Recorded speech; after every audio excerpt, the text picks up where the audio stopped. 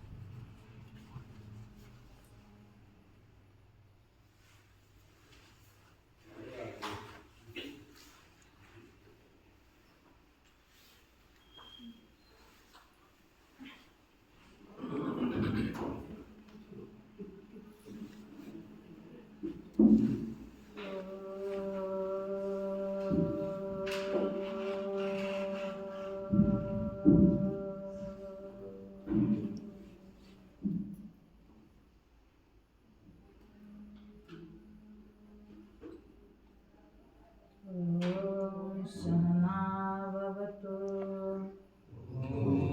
सहनावतु सहनौ भुनक्तु सहनौ सह वीर्यं करवावहै वीर्यं करवावहै तेजस्विनावधीतमस्तु तेजस्विनावधीतमस्तु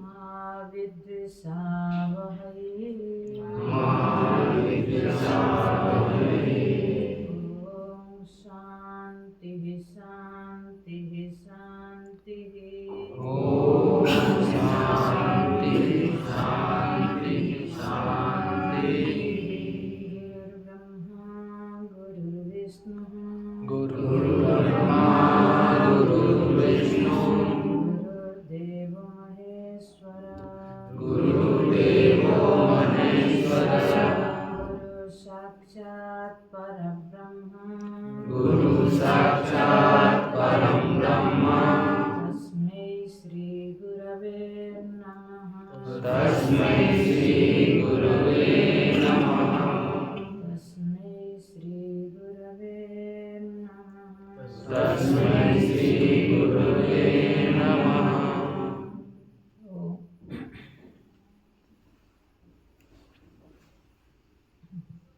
राउरकेला मैं पहली बार नहीं आई हूँ। राउरकेला में मेरा अध्यात्म की अगर बीज कहे तो कम नहीं होगी कि राउरकेला ही मेरा अध्यात्म की यात्रा शुरू हुई है। चिन्मय मिशन में जुड़ा था तो यहाँ 7 नंबर पे जा है ना, सेन कॉलोनी 7 नंबर यहाँ रही हूँ बहुत।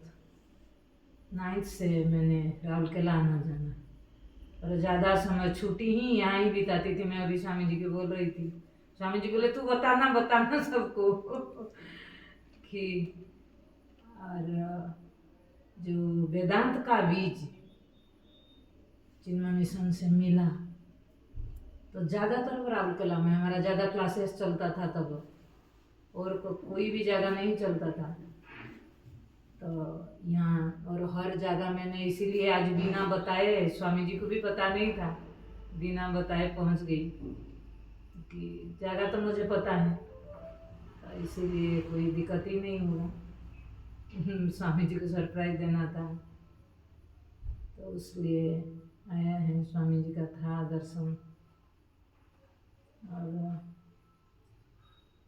वेदांत के ज्ञान आप लोग इतना, स्वामी जी ने उड़ीसा में जितना दिया वेदांत को किसी ने नहीं दिया।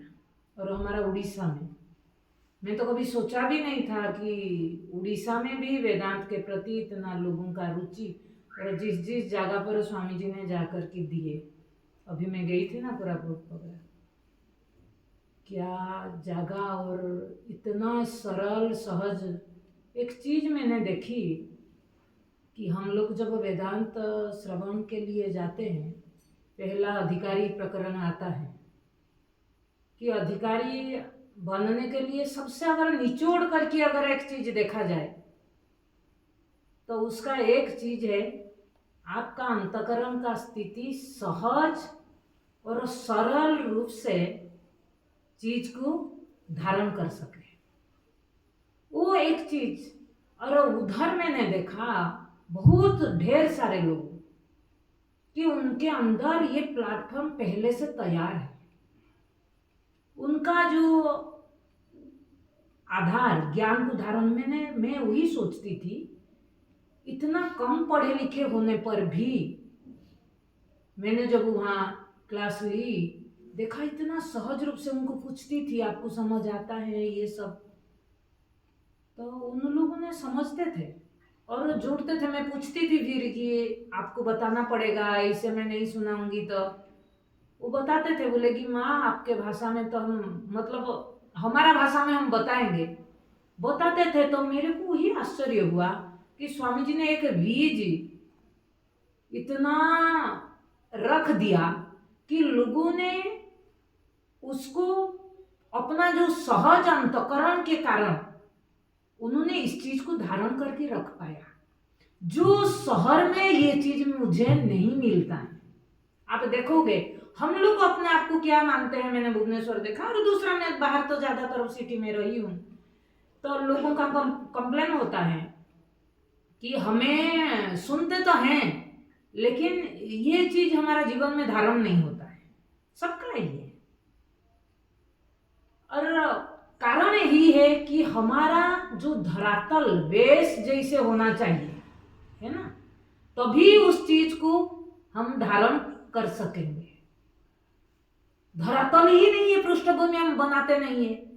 एक जो व्यवहार, मैंने इसको बोलती हूँ कि कपट व्यवहार, कपट मतलब व्यवहार में नहीं, कपट मतलब हम अपने साथ कपट करते हैं, हम कुछ हैं कुछ दिखाते हैं, इसी का नाम है कपट। तो ये कपट के कारण ही हम लोग ने इस चीज को धारण करने में असमर्थ होते हैं।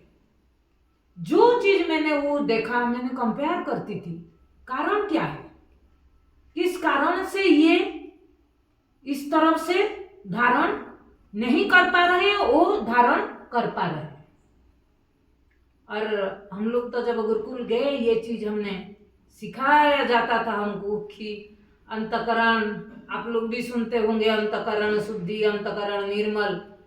इसका अभिप्राय ये नहीं है कि कुछ बाहर करके हम अंतकरण को निर्मल करेंगे। अंतकरण का निर्मलता अपने सहजता को बनाए रखना, अपने सरलता को बनाए रखना, बनावटी अपने साथ खिलवाड़ न करना।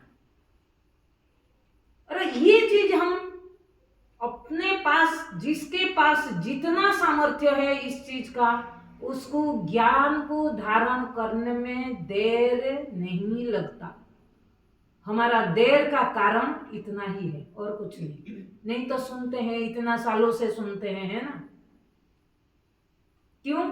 हम दूसरे के साथ ना खिलवाड़ करना एक बात है, लेकिन हमने कई बार बोलते हैं कि खुद के साथ खिलवाड़ मत करना।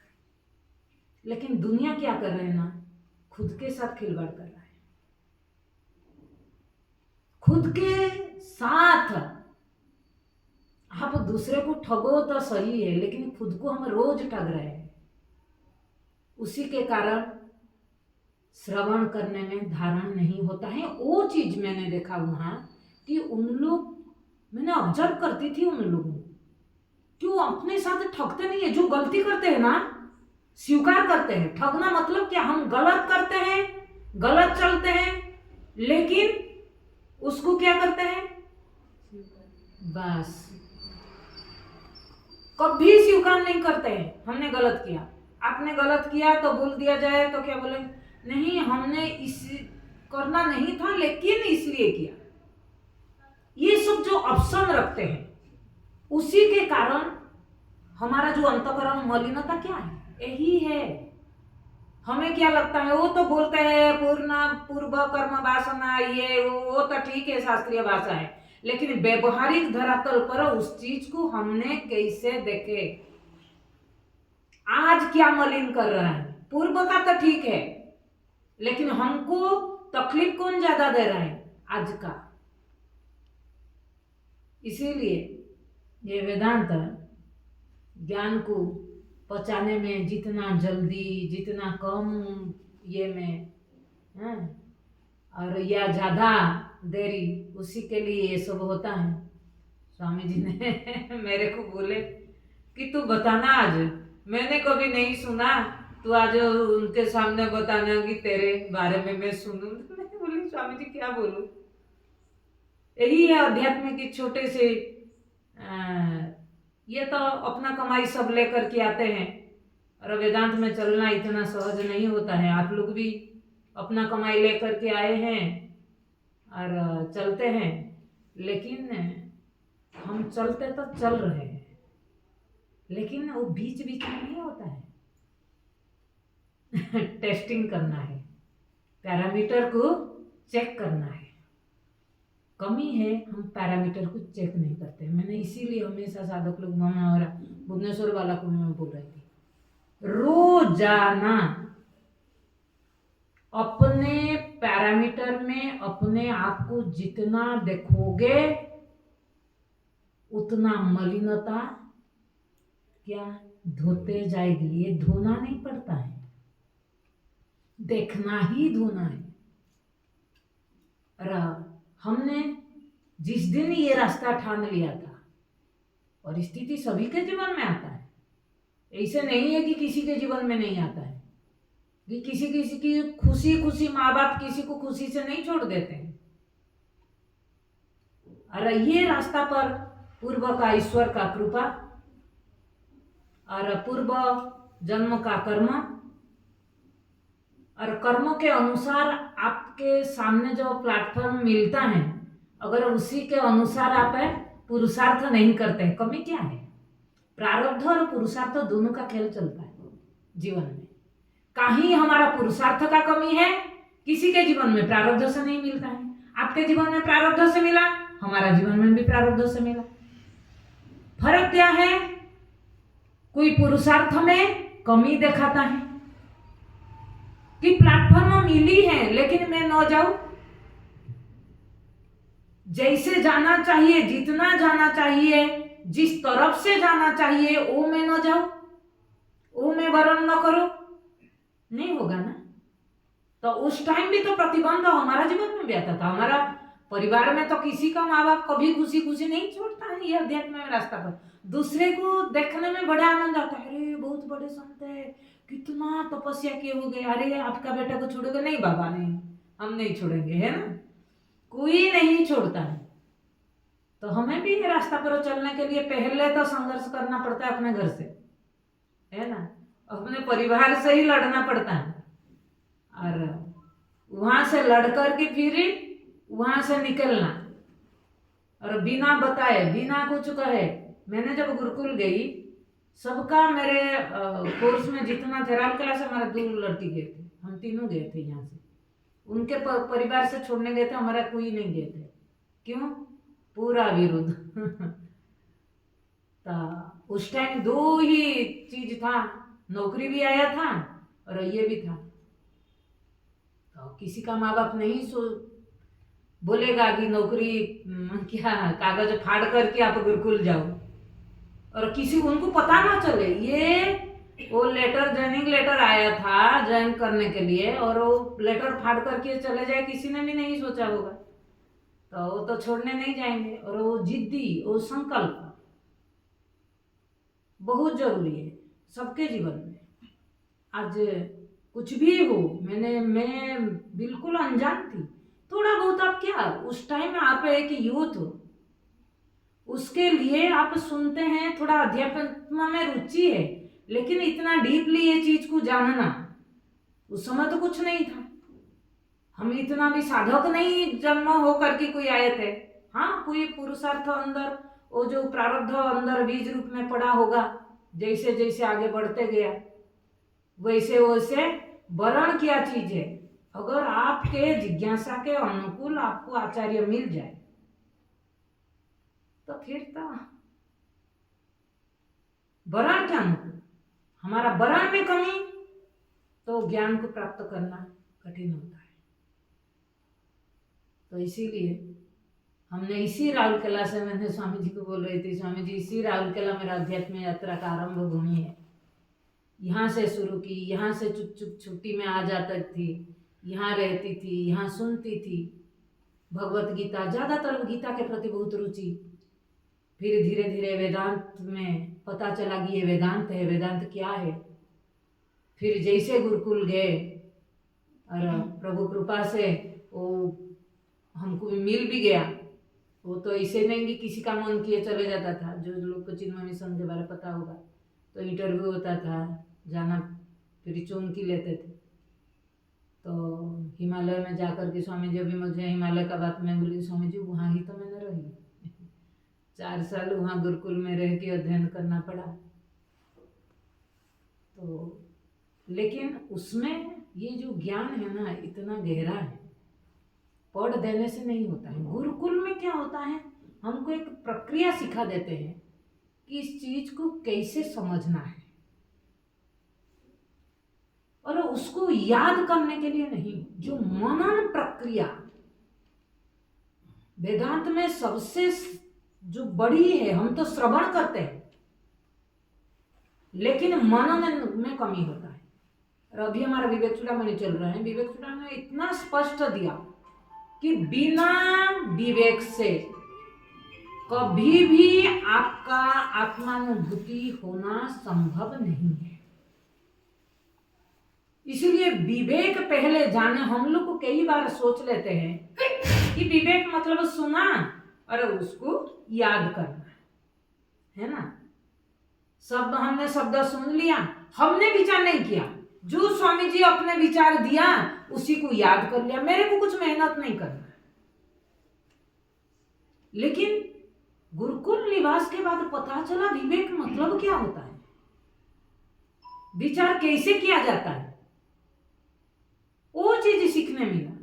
और शब्द के अंदर, विचार के बिना आप शब्द के अंदर प्रवेश करना कठिन होता है। इसीलिए गुरुकुल निवास, और जबकि सभी बोलते हैं कि हमें क्या करे, छूटता नहीं। मैं बोलो, मेरे से आसक्ति ज्यादा किसी के अंदर था ही नहीं था, मेरे से ज्यादा इमोशनल कोई नहीं थी। मैं घर छोड़ करके रहना मेरे लिए कठिन था, कहीं नहीं जाती थी, और जहां जाओ पापा के साथ चलो। मेरे पापा को विश्वास ही नहीं था, 6 महीने के बाद आ जाएगी। लेकिन ये विद्या ऐसी है, इसको मैंने देखा। मैं बोलती हूँ माँ कैसे होता है, बच्चा जब वात्सल्य प्रेम होता है ना, उसका वात्सल्यता देख कर के माँ रह नहीं पाती है। माँ के पास जितना भी काम रहे ना, वो माँ क्या करती है, काम छोड़ करके पहले उसको दूध पिलाती है ना। कौन पिला देती है? उसका वात्सल्य प्रेम ही माँ को मजबूर करती है सारे काम छोड़ करके इसको पहले दूध पिला। हमारा जीवन में मैंने एक चीज देखी, मुझे अपना गुरुकुल में जब गए, हमारा जो गुरुजी थे, गुरुजी के ज्ञान के प्रति जो बरन, उनके अंदर जो चीज देखा, मेरे अंदर धीरे धीरे उनको देख करके एक जो, इसको क्या बोलते हैं, प्रतिस्पर्धा, प्रतिद्वंदी नहीं, प्रतिस्पर्धा बढ़े। और जीवन में, सच में जीवन में लक्ष्य अगर आप चुनते हैं ना, प्रतिस्पर्धा नहीं है, आगे नहीं बढ़ पाओगे, कभी भी लक्ष्य में पहुंच नहीं पाओगे। मुझे प्रतिस्पर्धा था कि ये चीज ऐसे, मतलब दिखता था मुझे कि जैसे उनके रुएं से निकल रहा है, एक एक शब्द को ऐसे हथेली में कैसे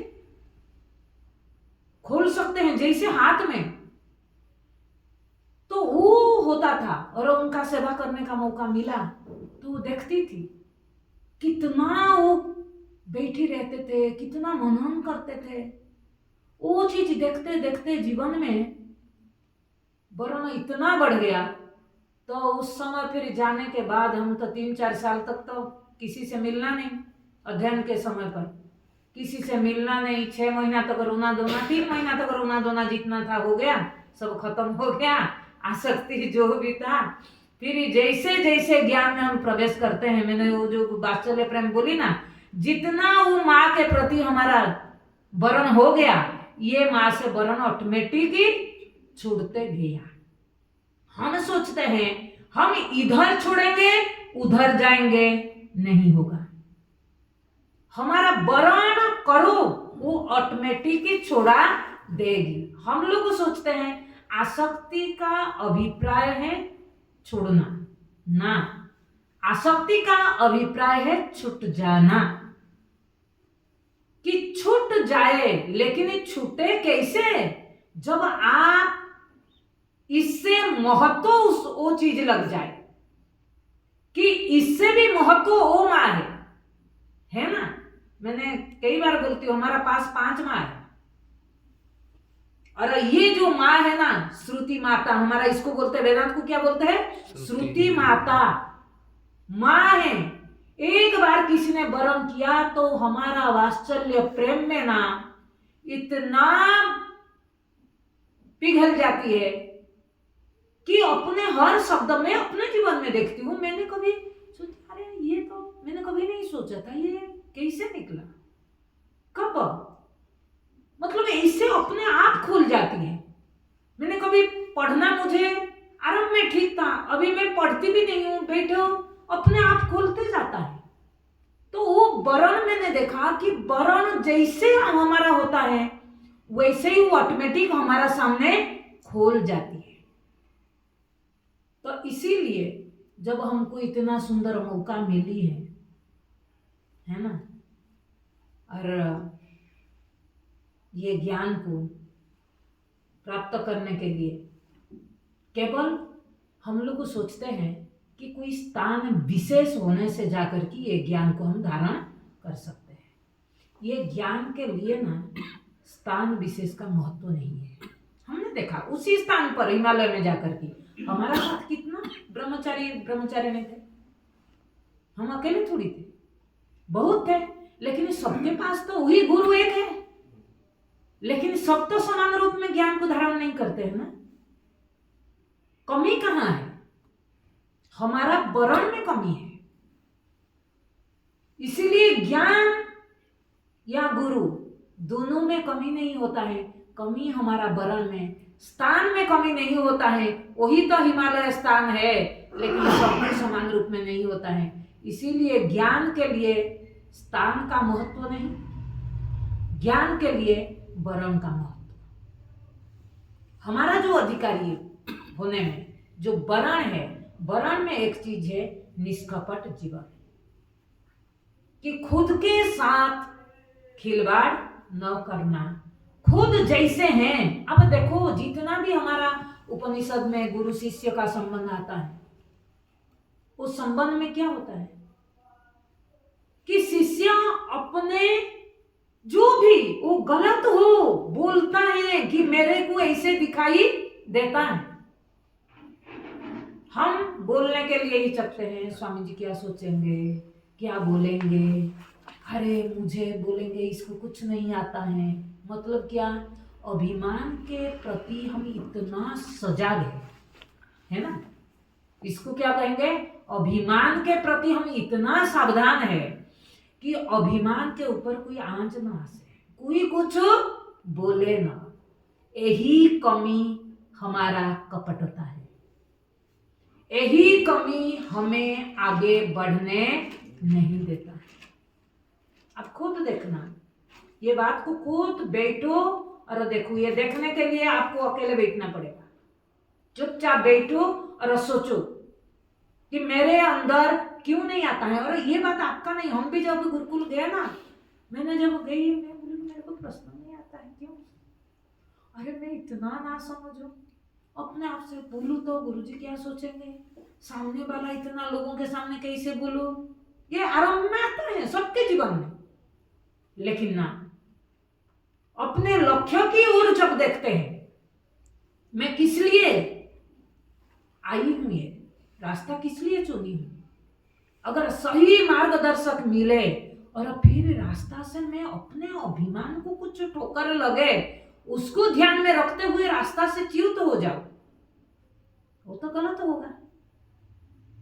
तो जब हम अपने वो अभिमान को प्रति अलर्ट न देकर कि हम अपना गलती प्रति देखे कि ये मेरा गलत है, इसको सुधारना है, यही मुझे प्रतिबंध बन रहा है ज्ञान को प्राप्त करने में, तब फिर हमारा लिए ये कोई कमी नहीं रहेगा। जो मैं ये जितना भी चीज बोली, जो अपने अंदर हमने देखा, जिस तरीका से अपने को चलाया, और ये ज्ञान के लिए जैसे जैसे परिस्थिति आया, परिस्थिति भयानक, मतलब जब मैंने मिशन छोड़ा, लोगों का काम है कहना, लोग कुछ भी कहेंगे, अगर हम ध्यान दें मेरे लक्ष्य से च्युत करने के लिए, तो ये प्रतिबंध है ना। तो लोग कहेंगे, क्या सोचेंगे। उस समय भी ऐसे था बिल्कुल, क्योंकि ये ऐसे था, मुझे अधूरा लगता था कि ये ज्ञान 4 साल का नहीं है, ये ज्ञान को और समय चाहिए। तो बिल्कुल अज्ञात रूप में रहना, और उस समय इतना 25 एज में, तो भयानक स्थिति था कि परिस्थिति कैसी, आपको कोई भी बाहर देखने से कोई साधु, बाद में पहले तो एक लड़की का शरीर है, तो इसीलिए सब कुछ को संभाल करके रख करके ये रास्ता में चलना, जैसे बोलते हैं ना, क्षुरस्य धार निशित दुरत्या दुर्गम पथ तत् कवयो वदन्ति। ये दुर्गम रास्ता है। दुर्गम इसलिए है, परिस्थितियां आती हैं और प्रतिकूल परिस्थितियां आकर के टकराती है आपके साथ, और उसी में आप अपने लक्ष्य से च्युत न होना, यह आपके लिए परीक्षा होता है। हमारा लिए वहां है, आपके लिए परिवार भी हो सकता है, आपके लिए आपका नौकरी भी हो सकता है, आपके लिए आपका व्यापार भी हो सकता है, लेकिन उसको कैसे मैनेज करना, उसके साथ लड़ाई करना नहीं, उसको कैसे मैनेज करना, ये ज्ञान सिखा देती है। इसीलिए जीवन में अगर अपना लक्ष्य, जिसलिए हमको ये मनुष्य शरीर मिली है ना, किस लिए मिली है? सत्संग करने के लिए, किस लिए? अपने को जानने के लिए, अपने आप को जानने के लिए। तो अपने आप को जानने के लिए मिली है, हम तो बोल देते हैं बाणी में, लेकिन उसको महत्व नहीं देते हैं। कमी है कि ये मेरे मनुष्य जीवन का महत्ता है। जब दोनों ऑप्शन आती हैं आपके पास, संसार और ये, हम चुनते किसको? संसार। तो चुनाव जहां करते हैं उससे पता चलता है, वाणी में ये बोलने के लिए नहीं है। मैंने इसीलिए बोली कपट हम करते हैं। कपट करते हैं ना, नहीं करते हैं? बोलो क्यों? वाणी में जो बोलते हैं वो वास्तव में हम स्वीकार अंदर नहीं करते हैं, और जो बोलेंगे, इसीलिए बोलते हैं जो बोलो वो करके दिखाओ, वो जरूरी है। वाणी और स्वीकृति दोनों जब मिल जाती है तब कोई भी चीज देरी नहीं लगता है। हमने वो चीज देखा, हमने ठान लिया, लेकिन उसको करने के लिए पूरी जुनून लगा दिया। समय जैसे मांग किया, जैसे परिस्थिति आया, ऐसे ऐसे परिस्थिति आया कि भूखा, क्या बताओ, जीवन में मतलब 10 रुपया भी नहीं था। कपड़ा तो छोड़ो ही, 2 जोड़ी कपड़ा धो सुखा करके पहन करके, कहीं जंगल में कहीं खाने के लिए नहीं मिलता था, तो क्या करते थे कि वो जो मंदिर में जो मिलता था प्रसाद, उतना में फिर कच्चा कच्चा रोटी, और कभी भूख को पानी में मिटाना पड़ता था। और ऐसे परिस्थिति वहां से क्या होता है पता है? वहां से भगाएगा, घर दिखाएगा, घर का आरामदायी जिंदगी दिखाएगा। अरे क्या जिंदगी था, हाँ, तू आकर के कहाँ भिखारी के तरफ इधर पड़ा है। वो आपको आकर के बार बार, वो पता है, रामायण सुना आपने कभी? सुरसा प्रारब्ध कैसे आता है, सुरसा जैसे बन करके आकर के आपको परीक्षा लेता है ना, ये ऐसे ही करती है। और उस समय आपको बोलेगा कि अध्यात्म से हटो, लेकिन उसी समय जिसने अपने आप को संभाल लिया वो जीवन में विजय प्राप्त कर लिया। ये तो मैंने खुद अपने जीवन में देखी हूँ और सभी को बोलती हूँ। परिस्थिति सबका कंप्लेन है, घर में ये है, घर में वो है। क्या आपके लिए छोटी सी चीज, आप जब नौकरी करते हैं कितना कैसे कैसे तकलीफ झेलना पड़ता है, किसी का सुनना, किसी को सुनाना पड़ता है ना, नहीं पड़ता है। और इतना बड़ा चीज मिलेगा और आप बोलोगे कि आराम से मैं चली जाऊं, मेरे हथेली में कोई रख दे, ऐसे तो नहीं होगा। उसी के लिए उतना सब कुछ सहन करना पड़ेगा। घर का गाली सहन करना पड़ेगा, बच्चों का गाली सहन करना पड़ेगा, पड़ोसी का गाली सहन करना पड़ेगा, लोगों का मजाक सहन करना पड़ेगा, सब कुछ सहन करना पड़ेगा, तब जाकर के मिलता है। तो इसीलिए आप लोगों को मिला है, जो कमी है वो कमी को खुद देखो। हमारा कमी क्या है, मिल तो रहा है, लेकिन हमको जैसे अंदर जाना चाहिए ऐसे नहीं जा पा रहा है ना। सभी का कमी यही है। इसीलिए अपने साथ खिलवाड़ मत करना। एक ही चीज है, जो है जैसे है वैसे रहो और प्रॉब्लम को प्रॉब्लम मत समझो, परीक्षा समझो। ये मेरे लिए परीक्षा है और ये रास्ता ही ऐसा है, इस रास्ता पर ऐसा चलना पड़ेगा। हम सोचेंगे मैं रास्ता चलूं और साफ सफाई रहे। एक बार है, एक गुरु शिष्य, गुरुकुल में 2 शिष्य पढ़ते थे। पढ़ाई के बाद गुरुजी को शिष्य जाकर के बोले, गुरुजी हमको दक्षिणा देना है। गुरुजी बोले क्या ब्रह्मचारी लोग को दक्षिणा दोगे? सुबह सुबह आना कुटिया में। जब ये लोग सुबह जाना था, गुरुजी ने कुटिया के 4 तरफ कांटा बिछा करके रख दिए थे। रास्ता में पूरा कांटा बिछाया था। 3 शिष्य थे। तो पहला शिष्य गया, उनको लगा गुरुजी मुझे परीक्षा ले रहे, मैं तो जीत जाऊंगा। उन्होंने क्या किया, वो कांटा के ऊपर चढ़ गया तो पैर खून में लथपथ। गुरुजी बोले बेटा पैर क्या हुआ? बोले स्वामी जी ये रास्ता में ना इतना कांटा था, मैंने तो बोली कि मेरे को ये गुरुजी के पास जाना है ना, इसीलिए कांटा के ऊपर मैं चढ़ के भी चले जाऊं। अच्छे शिष्य बैठो, दूसरा वाले को आने दो। दूसरा वाला आया, दूसरा वाला देखा जो कांटा बिछा हुआ है थोड़ा थोड़ा गैप है, तो जहां गैप है वहां पांव रख कर के चल पड़ा। थोड़ा कहीं चोट लगा, थोड़े थोड़े चोट लगा। तो गुरुजी बोले कि आपका क्या हुआ? बोले गुरुजी वहाँ कांटा पड़ा था, लेकिन मैंने क्या किया ना, जहां देखा खोला है वहां पांव रख के आ गया। तीसरा बच्चा आया, उन्होंने कुछ सोचा नहीं, उन्होंने देखा कांटा पड़ा है, उन्होंने सारे कांटा को हटा करके एक किनारे रख दिया और आया। तो गुरुजी ने पूछा बेटा आपने किधर से आया? बोले वही रास्ता तो गुरुजी आपके कुटिया आने के लिए एक ही रास्ता है। बोले कि वो दोनों आए, एक पूरा खून लथपथ होकर के आया, एक में थोड़ा सा खून लगा, लेकिन आप में बिल्कुल खून नहीं लगा। कारण क्या है? बोले गुरुजी वहां कांटा पड़ा था, तो मैंने वो कांटा को हटा करके आया कि मैं तो आ गया, लेकिन दूसरा भी कोई आए उसके लिए भी मैंने साफ करके रास्ता रख दिया। तो शिष्य हो ही होता है।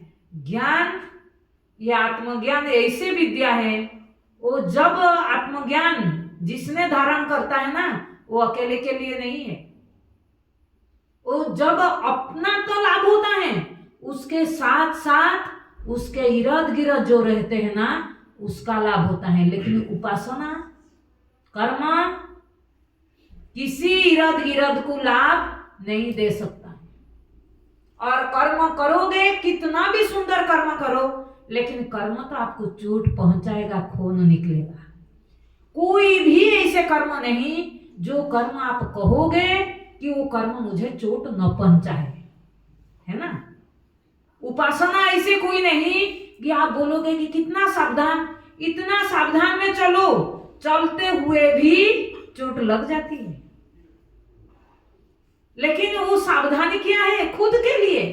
दोनों आप देखो, खुद के लिए, लेकिन परिणाम क्या मिला? कौन? लेकिन इन्हीं ने ऐसे काम किया जो काम से खुद का भी कल्याण, दूसरा का भी कल्याण। तो आत्मज्ञान ऐसा है, जो भी एक व्यक्ति को प्राप्त हुए वो एक व्यक्ति निष्ठ ज्ञान कभी नहीं रहता है। ज्ञान कभी व्यक्तिनिष्ठ नहीं होता है। अरे जिसी के पास है, आप देखो आत्मज्ञान, जितना भी आत्मज्ञान का संत होंगे तो कभी अपने स्वार्थ के लिए नहीं करते हैं। वो स्वार्थ सिद्ध के लिए आत्मज्ञान नहीं है। आत्मज्ञान ऐसी विद्या है जो चलते चलते दूसरा का भी कल्याण करते रहता है। इसीलिए आप लोग को अधिकारी हैं तो अच्छी रूप से अधिकारी बन जाओ, है ना। 3 प्रकार जिज्ञासु, एक मंद, एक मध्यम, एक उत्तम। इसीलिए आप देखना, मंद वाला कौन होता है पता है? सुनने के लिए बैठते हैं लेकिन गेट बाहर जाने के बाद कुछ याद नहीं रहता, है ना। यहाँ बैठते ही बड़े अच्छा लगता है, बोलेंगे बड़े अच्छा लगता है। सुना तो है लेकिन सुना, श्रवण नहीं किया। तो ऐसे अधिकारी, इसको क्या बोलते हैं? मंद मुमुक्षु। मुमुक्षा के कारण आ तो गए इधर, लेकिन किसको लेकर के? साथ में बुद्धि को खोखला करके नहीं आए, बुद्धि में कुछ लेकर के आए। तो इधर जब भरते हैं वो अंदर प्रवेश नहीं करता है। फिर यहां जाएंगे जब, वहां गेट के बाहर से और कुछ भी याद नहीं है। एक बार मैं शंकराचार्य जी के पास थी, कहीं शंकराचार्य जी का सत्संग था, हम लोग साथ में गए थे। उनका एक शिष्य थे, बोलते थे स्वामी जी क्या आपने आज बताया? बोले अच्छा क्या बताया? बोले कि क्या आपने नहीं बताया, बता। बोले क्या बताया, एक तो बात बोलो। बोले कि वो मुझे पता नहीं, लेकिन आपने बहुत अच्छा बोला है ना। हम लोग भी ऐसे ही कहते हैं, स्वामी जी आपने अच्छा बोला, लेकिन हमारे स्वामी जी के साथ आप बोल नहीं सकते हैं। स्वामी जी तो क्या, वो अच्छा बोलना ये कोई अच्छा खाने पीने का चीज नहीं है। अच्छा बोला गया ये वाणी का कोई विषय नहीं है, तो अच्छा बोला गया कि प्रशंसा कर दोगे तो ऊपर कोई उठ जाएंगे, है ना। तो इसीलिए हम भी कई बार इसको बोलते हैं मंद मुमुक्षु, बहुत अच्छा बोला, लेकिन क्या बोला एक भी शब्द मुझे याद नहीं। मध्यम बोले आते तो हैं, बैठते हैं, बैठ करके कुछ याद रहता है, कुछ याद रख करके जाते हैं घर तक। लेकिन संसार ऐसे प्रभावित संसार से हुए हैं, वहां जाने के बाद फिर यहां से वहां तक, घर तक पहुंच गए, याद है, घर में प्रवेश करने के बाद भूल गए। अपने आप को देखना कौन से कैटेगरी में है। ये है मध्यम मुमुक्षु। और उत्तम मुमुक्षु कौन है? जो हमेशा याद रहता है, समझता है। याद रखने का ये चीज है ही नहीं। हम लोग जो सोचते हैं ना, याद रखने का चीज नहीं है। क्यों याद नहीं रहता है? क्योंकि आपने समझा नहीं। कोई भी चीज को आप अगर समझ गए, उसको याद करना नहीं पड़ता है, वो याद रहता है। जो चीज को आपने नहीं समझा, उस चीज को कितना भी याद करो, वो कितना दिन तक याद रहेगा? 2-4 दिन के बाद अभ्यास छूट गया, हट गया।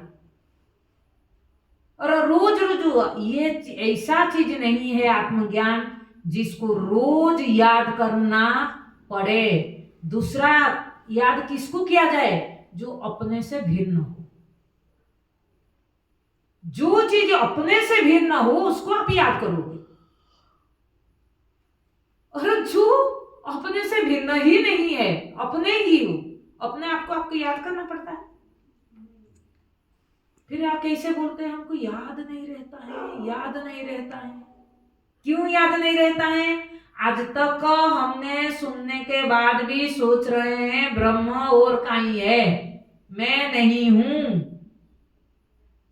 अलग समझ रहे हैं, ब्रह्म को एक शब्द रूप में समझ रहे हैं।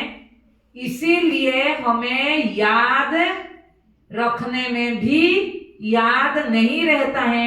घर जब जाते हैं तब मनुष्य याद आ जाता है, माता पिता याद आ जाता है, भूल जाते हैं। आप बताओ, आप अपने आप को मनुष्य मानते हैं?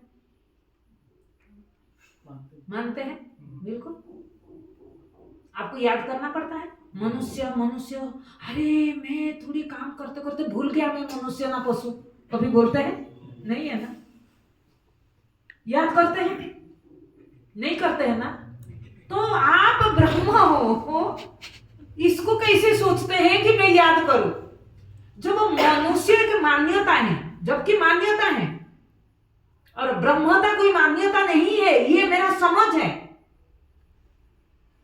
तो आप कैसे सोच लेते हैं? मान्यता में इतना अभ्यस्त हो गए तो उसको भूलते नहीं है, और ज्ञान को आप कैसे भूल जाते हैं? आज तक हम लोगों का उल्टा समझ है कि मनुष्य को, हमको लग रहा है मनुष्य तो मेरा ज्ञान है, ब्रह्मता मेरा मानना है। उल्टा। इसीलिए मान्यता को अभ्यास करना पड़ता है, ध्यान देना, ज्ञान को अभ्यास करना नहीं पड़ता है। इसीलिए आत्मज्ञान अभ्यास जन्य नहीं है, समझ है। और उस समझ में स्थिरता रखना, उसी के लिए हमारा जो प्रक्रिया दिया वेदांत में, श्रवण मनन निधिध्यासन, ये निरंतर बनी रहे। अगर श्रवण भी नहीं रहता है ना, मनन करना मुश्किल पड़ता है। मनमानी का नाम मनन नहीं। श्रवण बिना मनन होगा नहीं, और आप सुनोगे तो भी मनन नहीं होगा। कई बार हम बोलते हैं हम तो सुनते हैं लेकिन मनन नहीं होता है। मनन मतलब विचार नहीं होता है। क्यों नहीं होता है? आप सुनते हैं, श्रवण नहीं करते हैं। श्रवण और सुनने में फर्क है। सुनना, चलो शब्द को सुन लिया, हाँ हाँ। श्रवण ना, उस शब्द का अर्थ कैसे बता दिया। और ब्रह्म, जब मैं बोलता हूं ब्रह्म शब्द का अर्थ क्या है, जब मैं बोलता हूं सच्चिदानंद लक्षण, तो सच्चिदानंद लक्षण में कैसे हूं, किस रूप में? मुझे तो तर्क देना पड़ेगा ना, समझाना पड़ेगा ना। मैं सत हूं तो क्यों सत हूं? मैं मनुष्य नहीं हूं, जीव नहीं हूं तो क्यों नहीं हूं? ये जो क्यों प्रश्न है ना, इस प्रश्न का आधार बिना हम जब याद करते हैं उसको सुनना बोलते हैं। और श्रवण जब इस ढंग से हो और उस ढंग से हम समझे तो फिर मनन करने में हमें सुविधा होता है। और मनन बिना कभी भी आप निष्ठा कितना अभ्यास करो, निष्ठा नहीं बनेगा। और बिना उस निष्ठा से आत्मज्ञान प्राप्ति संभव। प्राप्ति क्या? आत्मज्ञान बस प्राप्त, जो तो प्राप्त है वो समझ आपको नहीं आएगी आत्मज्ञान के बारे में। ये चीज है।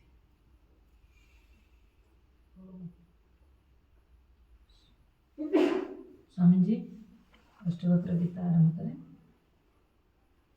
बोलो सद्गुरु भगवान की जय, सच्चिदानंद ज्ञानी जनों की जय, सच्चिदानंद श्रोता जनों की जय। आपका कार्यक्रम बता दीजिए क्या है? कल से सुबह का कार्यक्रम सुबह का विवेक चूड़ामणि चल रहा है और ऑनलाइन चलता है। जिसको अगर सुबह कोई आना चाहते हैं तो इधर 7:30 से 8:30। किसी को अगर विवेक चूड़ामणि में आना है तो आप आ सकते हैं। आएंगे तो इधर बैठ करके हॉल में करेंगे, क्योंकि जहाँ भी हम जाते हैं प्राय सत्संगी लोग आ जाते हैं तो फिर वहाँ ऑनलाइन भी चलता है और ऑफलाइन भी चलता है, दोनों चलता है। तो और आप लोगों को इनका भी प्रोग्राम रखना है तो इस संबंध में भी कर दीजिए कि ये 8 बजे के बाद में 1 घंटा चाहते हैं कि 6 के पहले चाहते हैं, ऐसा कुछ अगर है तो भी बात कर सकते हो। कोई कार्यकर्ता एक वो सर ओके खड़े हो गए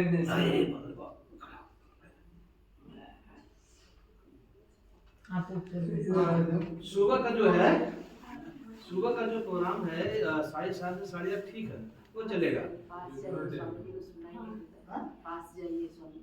वो तो हो ही रहा, वो तो होता ही है, आगे की बात। बाकी और दिन में कोई दिन में संध्या को बस ये हाँ संध्या को होगा ये 6:30 से 7:30। 6:30 से 7 हाँ हाँ बताइए बताइए।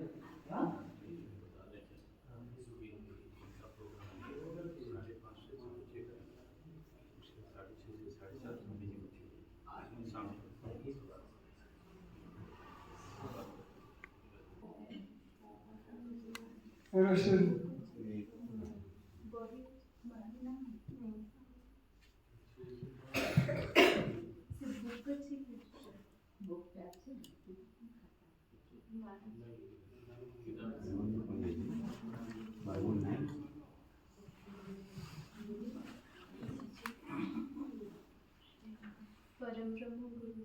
परम ब्रह्म गुरुदेव अच्छा परम ब्रह्म गुरुदेव जो समझा रहे हैं।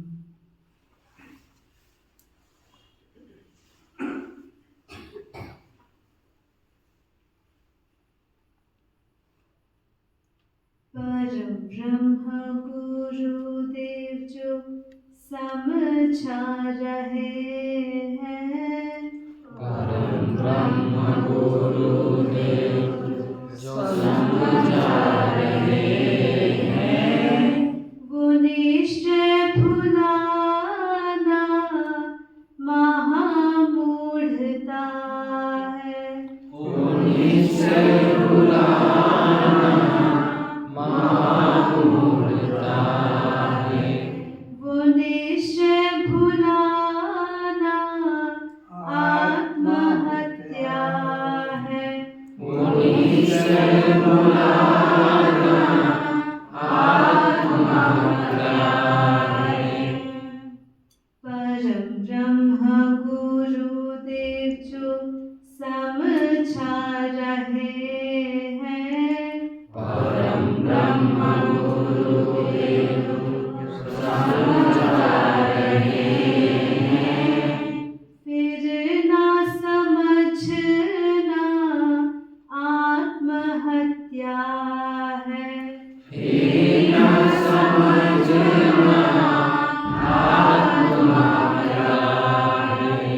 आत्महत्या का मतलब जैसे कोई पशु को काट देता है, अंगों को काट देता है, ये नहीं है। ये जो दुर्लभ जीवन मिला है आत्म पाने के लिए, आत्मज्ञान पाने के लिए, ये मनुष्य जीवन दुर्लभ मिला है। और अगर तुमने उस पर ध्यान नहीं दिया तो हाथ से चला जाएगा, फिर 84 में भटकते रहोगे। तो आत्महत्या का मतलब है कि हाथ से आत्मज्ञान तुम्हारा निकल जाएगा। नाम रूप में अगर अटके रहोगे, नाम रूप में अगर भटके रहोगे, पाषाण धातु तुम धोते रहोगे। पाषाण धातु तुम धोते रहोगे। ये मंदिर, ये तीर्थ, ये मूर्तियाँ लकड़ी पत्थर कांच की ऐसे इन्हीं की सेवा में नाम रूप में फंसे, ये देव दुर्लभ जीवन छूट जाएगा। आत्मपथ से फिर भटके रहोगे। आत्मपथ से फिर भटके रहोगे।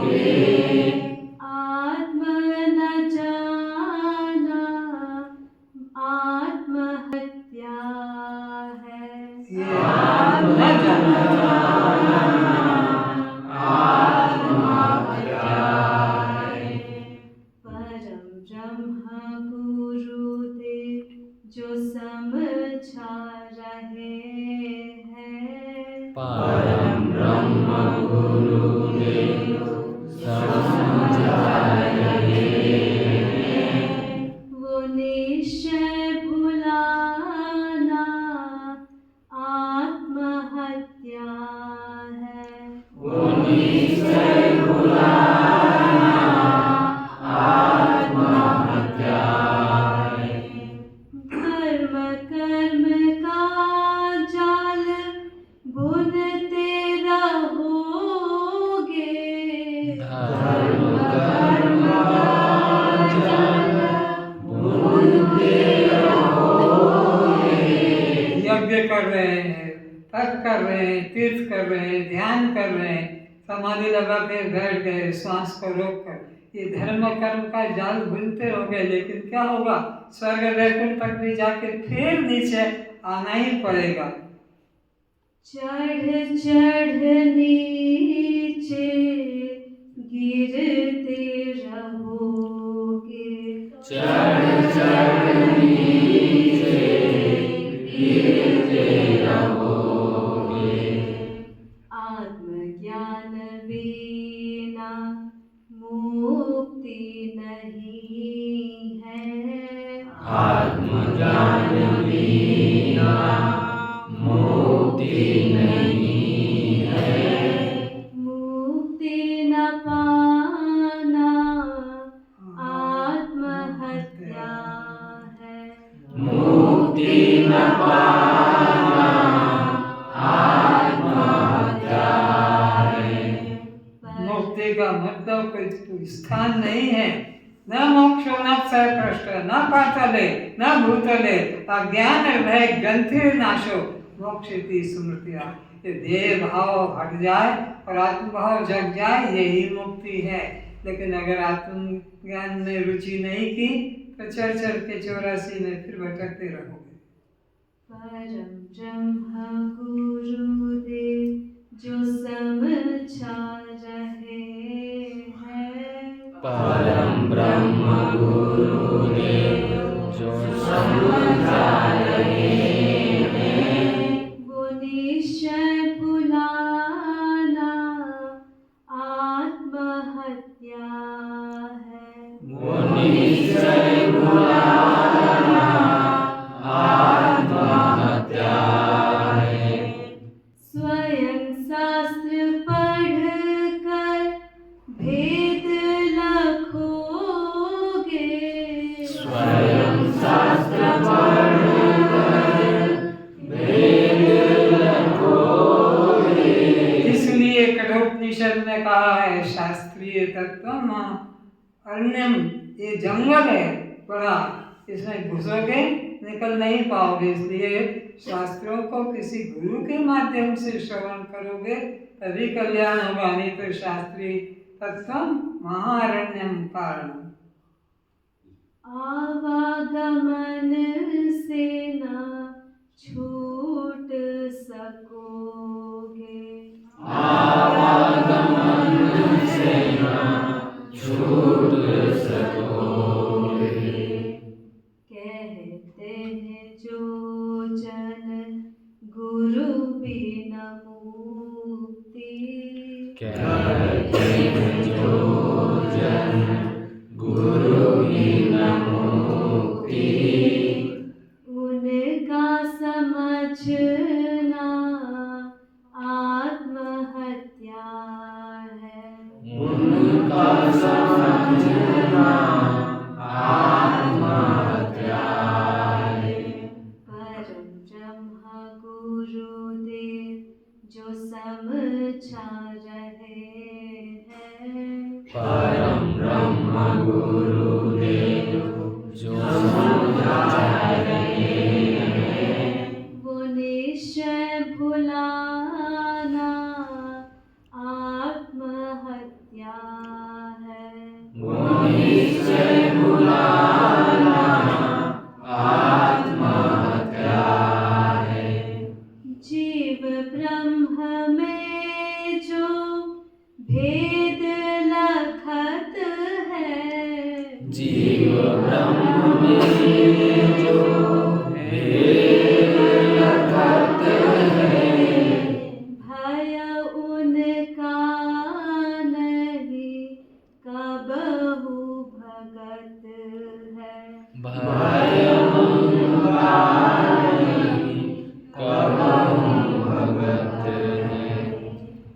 वेद में भय को भेद कहत है।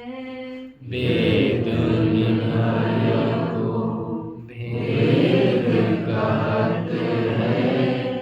भेद बताना आत्महत्या है। भेद बताना आत्महत्या है। परम ब्रह्म गुरुदेव जो समझा रहे हैं। परम ब्रह्म गुरुदेव जो समझा रहे हैं। वो निश्चय भुलाना आत्महत्या है। वो निश्चय भुलाना आत्महत्या है। स्वयं ब्रह्म होकर जीव बन रहे थे। स्वयं ब्रह्म होकर जीव बन रहे थे। अज्ञान से चल चल थकते रहे थे। अज्ञान से चल चल थकते रहे थे। आत्मज्ञान से हम स्वस्थ हुए हैं। आत्मज्ञान से हम स्वस्थ हुए हैं। स्वस्थ न होना आत्महत्या है। स्वस्थ न होना आत्महत्या है। इस शरीर से अच्छे घट्टे कट्टे अच्छे बन गए, सब नॉर्मल है, ये स्वस्थ होना नहीं, ये परस्त होना है। पर में स्थित होने को परस्त कहते। देह स्व नहीं है, देह पर है, इसमें स्थित रह जाओगे तो आत्महत्या है। और अगर देह में स्थित न होकर अहम ब्रह्मास्मि, मैं ब्रह्म हूँ, अहम आत्मा ब्रह्म, मैं दृष्टा, मैं साक्षी, मैं चैत्य, ये स्थित होना नहीं, स्वस्थ होना है। शरीर चाहे रोगी हो तो कोई चिंता नहीं। परम ब्रह्म गुरुदेव जो समझा रहे हैं। परम ब्रह्म गुरुदेव समझा रहे हैं। वो निश्चय भुलाना आत्महत्या है। वो निश्चय भुलाना आत्महत्या है। बड़े भाग्य से ऐसे संत मिले हैं। बड़े भाग्य से ऐसे संत मिले हैं। जाने कब के पुण्य खिले हैं। जाने कब के पुण्य खिले हैं। आप खुद सोचिए, इन्हें बुलाने के लिए क्या कोई पत्र, निमंत्रण, आवेदन किया, अचानक आ गए, ये साधारण बात नहीं। ईश्वर की कृपा और आपका पुण्य, इसीलिए दोहराओ, आपका कोई पुण्य है जो ऐसे संत अचानक मिलते हैं। बड़े भाग्य से ऐसे संत मिले हैं। बड़े भाग्य से ऐसे संत मिले हैं।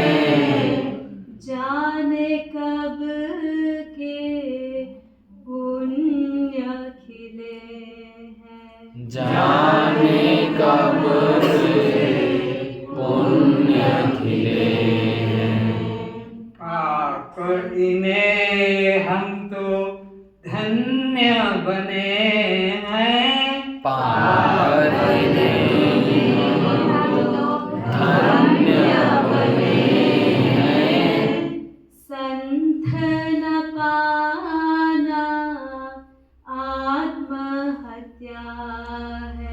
संत न पाना आत्महत्या है। क्यों आत्महत्या है? तो ये देह भाव छूटेगा नहीं बिना संत के मिले, और देह भाव रहेगा तो आत्महत्या तो है ही। बड़े भाग्य से ऐसा अवसर मिला है। बड़े भाग्य से ऐसा अवसर मिला है। फिर ना समझना आत्महत्या है। फिर ना समझना आत्महत्या है। परम ब्रह्म गुरुदेव जो समझा रहे हैं। परम ब्रह्म गुरुदेव जो समझा रहे हैं। वो निश्चय भुलाना आत्महत्या है। वो निश्चय भुलाना आत्महत्या है। वो निश्चय भुलाना आत्महत्या है। वो निश्चय भुलाना आत्महत्या है। असतो मा सद्गमय असतो मा सद्गमय तमसो मा ज्योतिर्गमय तमसो मा ज्योतिर्गमय मृत्युर्मा अमृतं गमय मृत्युर्मा अमृतं गमय। ॐ सहना भवतु ॐ सहना भवतु सहनो भुनक्तु सहनो भुनक्तु सह वीर्यं करवावहै सर्वं करवावहै। तेजस्विनावधीतमस्तु तेजस्विनावधीतमस्तु मा विद्विषावहै मा विद्विषावहै।